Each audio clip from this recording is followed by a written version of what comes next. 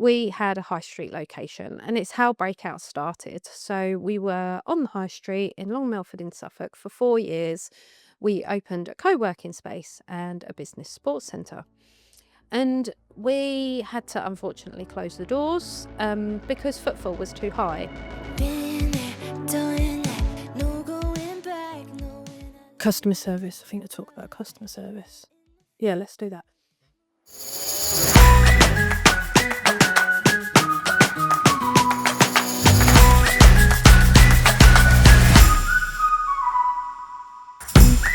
Hi, and welcome to the Breakout Business Podcast, the small business podcast for small businesses. So today I thought I'd talk about customer service. We, as you might know, if you follow us on social media at all, up until December the 31st of 2024, we had a high street location, and it's how Breakout started. So we were on the high street in Long Milford in Suffolk for 4 years. We opened a co-working space and a business sports centre. And we had to unfortunately close the doors because footfall was too high. And I did a reel about this the other day, and it's a weird one when people say, why did you close your business? And we're not closed. We're still working remotely. I still go to clients' places of work. They come to see us. We meet in various places, including cafes. So we're supporting other local small independents by buying food and drink from them, which is always a winner as well. So it's a bit double bubble. But the footfall was too high, which is a weird reason to close. Now, it's not weird if you review your business quite regularly and you look at your small business to look at what's working and what's not. So it's really, really important as a small business to see what's going well, what's not going well, and that is across the whole board, because mainly it will start from financials. So financially, it didn't work for us. The customers and the service we were attracting was about 10% of our turnover. However, this took up about 60 to 70% of our time. So one, you can see the problem there from a financial point of view. And overnight, from when we handed the keys over, stopped paying rent and all the bills, we started saving about 1,700 a month on our expenses, which, when you can do things remotely, and don't get me wrong, we did drop a couple of services. And on one hand, we don't attract all the people we used to, but we have attracted more. So it's all good. Like, business is absolutely booming, and we've had a better month last month than we have in months and months. So it's all good. It was absolutely the right decision. But coming to that decision was really, really hard. So it's really, really important to, one, look at the financials of the business. What are your expenses? What are your income? Where's your income coming from? And this is one of those jobs when you set up that it's a laborious job to start with. So depending how you're invoicing out or charging, if you've got a till system, whatever it is you're doing, it's really, really important to break that down. So with Making Tax Digital coming in for self-employment now as well, a lot of people will have to use software, which is brilliant, but all of a sudden you've got that £30 a month outlay on whether it's QuickBooks, Zero Sage, whatever it might be. However, used correctly and set up correctly, you can really nail down on if you've got products, so you can put every single product on there. If you've a service, you can do the type of service. So we split into social media, websites, IT support, bookkeeping. So we can see exactly what's bringing us more income. Now, that is really, really important. And that was one of the bases for the reason we closed the shop, because it wasn't working in that way. The other reason was time. So as I said, 10% of the turnover took over 70% of the time each week. And this was people walking in on the street. It made us really, really accessible. And in making us accessible, the first thing we say, and the first thing I do to anyone who works for us, is to consider customer service. So really, really have a think of how you want to treat people, how you want to be treated. How do you want to be treated as a customer? And that's where we start from. So anyone who walked in off the street was like, "Hiya, how are you? How can I help?" So I mean, we're a bit British, so it's probably more of an American thing. So think of anyone who's been in a mall in America and you can walk into the shop and straight away there is someone by the door. "Hiya, can I help you? Do you need anything?" And that's, to me, is really, really important. But there is a balance. There's a fine line of not being too in your face, and just giving the right amount of support. So really, it's quite a skill to judge what the customer wants. What does that client need? How do they want to be dealt with? Because everyone is so, so different, but it's really, really important. And we pride ourselves if we work how our customer works. We know things aren't a one size fits all. And also, we won't push things onto customers if they're not comfortable with it. So, depending on the service we're providing and who we're dealing with, what industry they're in, all of those, we will absolutely make sure we work how they need to work. And if it doesn't match, so if we can't work the way they need to, we'll recommend someone else. And we're all about collaboration, so we will 100% recommend someone if we know we cannot give the best job. So, through our networking events, through online networking, and by that I mean connecting with people, you can really understand if someone's completely different to us. So they might do social media like we do, but they might be completely different person, completely different way of working. So actually, they would be a better fit for certain customers than we would, and they'd ultimately do a better job if they're getting on well with that client, depending on who the client is or what product or service they're doing. And that's really important to us. So still the client goes away having the best service possible. But I'm not to say that's necessarily about us, but it also helps us with that time side of things. So, where we'd have people walk in, and I always joked, we kind of become resident information rather than tourist information, where we'd be asked for recommendations of who to use and uh, whether it's a tradesman, whether it's a service for your business. So we would hand on heart give out people who we know, who we've worked with, who we've used ourselves. So we know as well. So it's not a hard no. So if someone comes in and goes, "Do you know a plumber?" We're not just like, "Nah." I mean, how awkward is that? When it's a hard no, as we don't like that. We don't like to be told no. But if it's a yes, I do know a plumber. Here's his details, or here's a list, or here's a business card. So we actively encouraged people to bring in the business cards, which is fine. We do this all the time. We do it online. We have emails coming in asking for recommendations. And the people we do work really, really well with, and the people we've collaborated with, have gained a lot of business because of us recommending them. Absolutely great. But again, have a think. If we're sat on the high street and we're doing some work and someone walks in, how long does it take you if someone distracts you, if the phone rings and you're in the middle of something, if there's a parcel delivery, if you're working from home, and it takes a good 15, 20 minutes to get back into what you were doing beforehand. And this is really, really important because this is where our time went. And it wasn't necessarily that and don't get me wrong, people would come in. We had people come in and asking us for help. We'd be really, really helpful. Half an hour later, they'd just walk out. And there was this issue in how do you charge for that? So have a think. If you walk into a coffee shop, you order a coffee, you pay for your coffee and you take a coffee out where you sit in or whatever it might be. But for a service based business, how many of you are in a service based business and you get exactly that? And I always give the example. I was talking to a makeup artist yesterday, Emma Quinn from Pretty Faces. If you want to look her up, she's an awesome makeup artist. And I was saying, it's like me FaceTiming Emma going, I've got this bronzer. How do I put this on? And then how do I put this mascara on? How do I use this product? And then half an hour later going, all right, thanks, bye. Well, Emma does makeup lessons. That's what she charges for. So it's a really weird with service industry. It's a really tricky one of how to charge for it. So before we closed and we looked at other options was, well, do people walk in and you're just like, here's my card machine.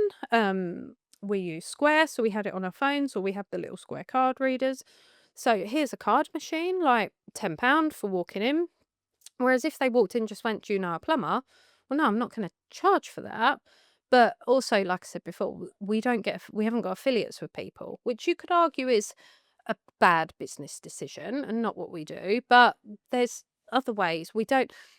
A lot of our clients know where their business comes from and they work with us. So this isn't just, no, I don't get a kickback, but we work with each other in some way. Or when I need something, they're more than happy to help me. It's all in that networking and collaborating with different people. So, no, we didn't get anything for it. But also, it was the people that came in and asked a question and then just disappeared. They just walked out. And I'm not saying this is their fault. We did, while we had, in the 4 years we were open, we had two absolute walkouts without paying. One was a desk hire, and one was some business advice. And I think it was the pure shock of learning from that. So we did learn from that. And then if people would book in, we would take bookings. So we eradicated a lot of it and we'd take bookings, fine. Then, do you take money up front? So do you take when you book, you can't book in until you've paid. So that was a tricky one, which we didn't do. So a bit like the beauty industry, you don't prepay for a haircut or your nails to be done or any other beauty appointment. But I have spoken to beauticians who are like, well, should we do that? Because their cancellation policies is 24 hours. So if you cancel within 2 hours, they can't fill that spot. They can't get someone in. So they've ultimately lost that hour, 2 hours, however long the treatment is. And it's the same for us. And whilst we had other work we could be doing, that's not okay. That's not the right thing to do. So we ended up with this kind of issue of, we knew there was this service out there. We gave great customer service. People wanted to walk in, they'd recommend us. The footfall was really high, but we couldn't charge all for it. Some things we did, and don't get me wrong, there was other people who came in and they're like, "I've got a problem with my phone." And I'd solve it within 30 seconds. Oh my word, that's amazing. That's been winding me up for hours, days, really frustrated. I didn't know it was that simple. What do I owe you? And this is another really, really important thing to any small business owner. If you've never owned a business or never worked for yourself, just consider, every small business owner, where does how do they make their money? How do they get paid? Because it's no one's fault, but when you're employed, you receive a monthly salary, a weekly or monthly, however often you get paid. You are paid regularly. Absolutely fine. You're paid regularly. It goes into your account. Not a problem. With self-employed or business owners, if we don't work, we don't get paid. That income's got to come from somewhere. Now, you could argue there's retainer clients and other bits and pieces, but there are certain things. If you're a product-based business and no one buys, you don't get paid. You still need to make the products and have them available and attend craft fairs. I visited an event at the weekend and footfall was quite low.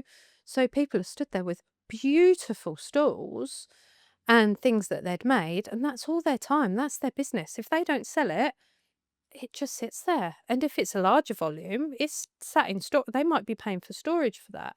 So always consider, how's that person making money?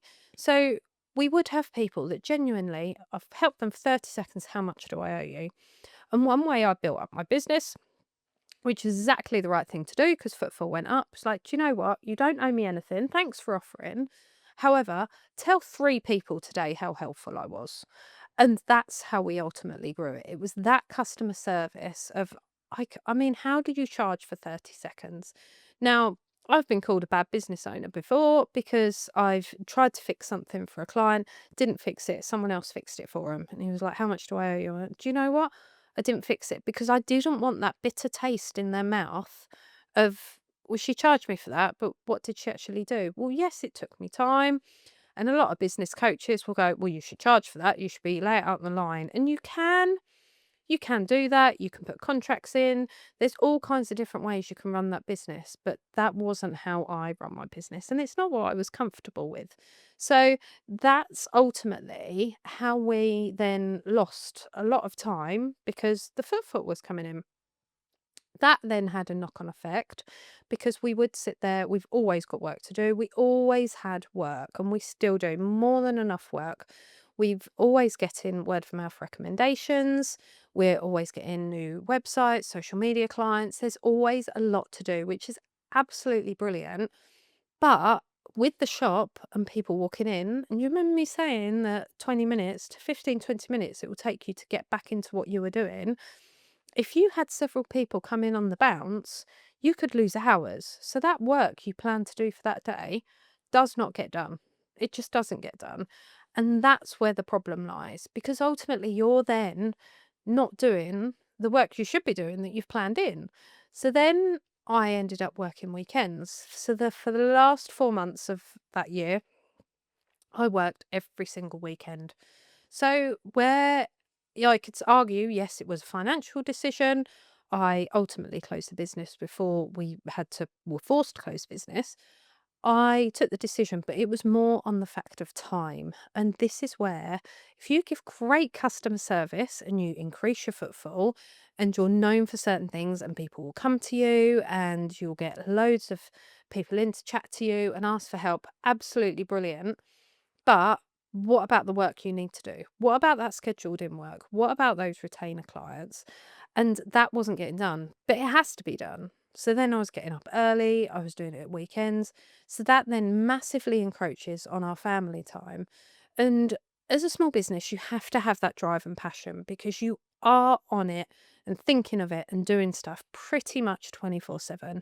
And especially with the age of social media now, and we've all got our phones in our hands that we can very quickly go onto social media and have a quick look. We'll have a quick look. If you've got a comment, I'll just reply to that comment. If you've got a message, I'll just reply to that message. And it can just build and take over. So it's really, really important to have those boundaries in. And that's where, again, we made that decision because I didn't have those boundaries. And coupled with that, because of the high footfall and because of the customer service and because being on it all the time, and anyone who works, whether you work in retail, the beauty industry, where you're seeing a lot of high volume of people in a day, it can quickly lead to burnout and social exhaustion. So your social battery starts really high first thing in the morning. And then you're chatting to people and asking them about your day. Like as a hairdresser, the first conversation is, how was your holiday? Are you going on holiday? How are you? How's the family? Throughout the day, your social battery can drain massively. And I was going home to the point I couldn't even talk to my family because I just didn't have it in me because I'd given so much of myself away by having really good customer service that I was absolutely drained, and it's not a good position to be in.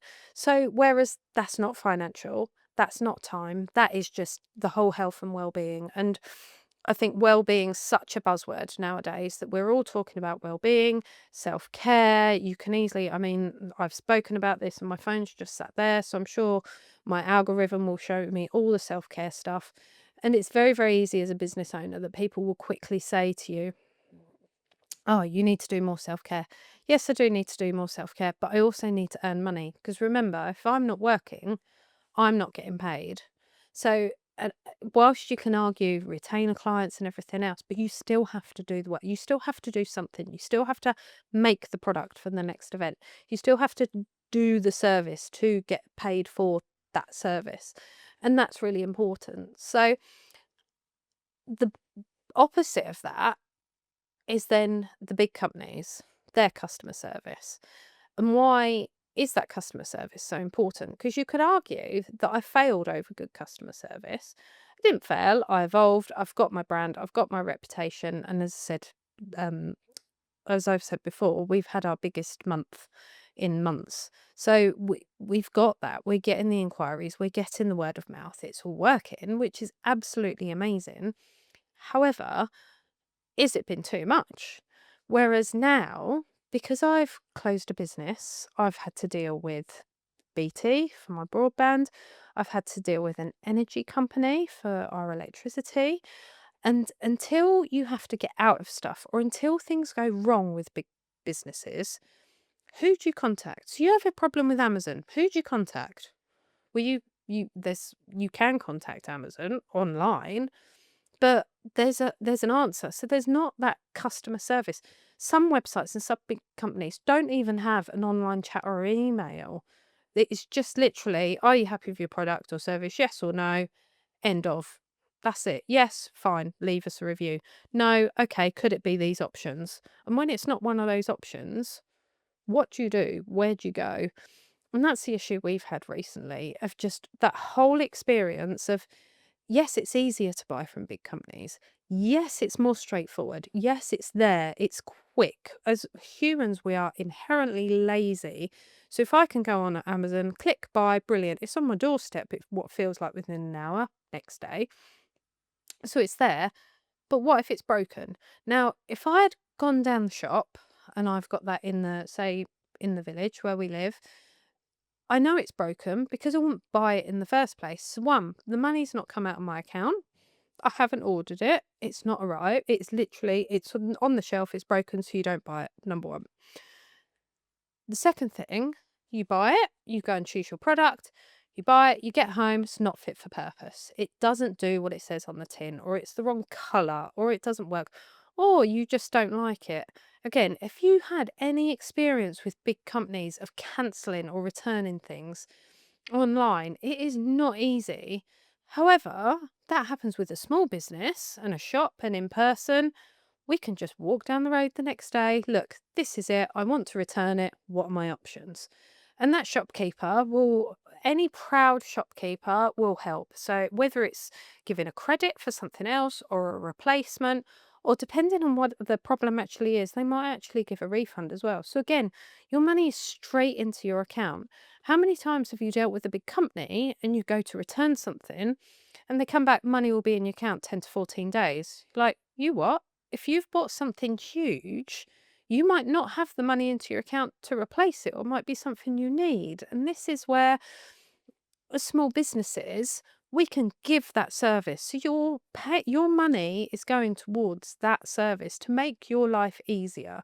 Because yes, if you order something online, it turns up, it's perfect, no problems. You haven't had to go to shop. It saved you time if it works, if it doesn't go wrong. And more times, things are going wrong with larger businesses. I tried to link an account to a bank account to some online software.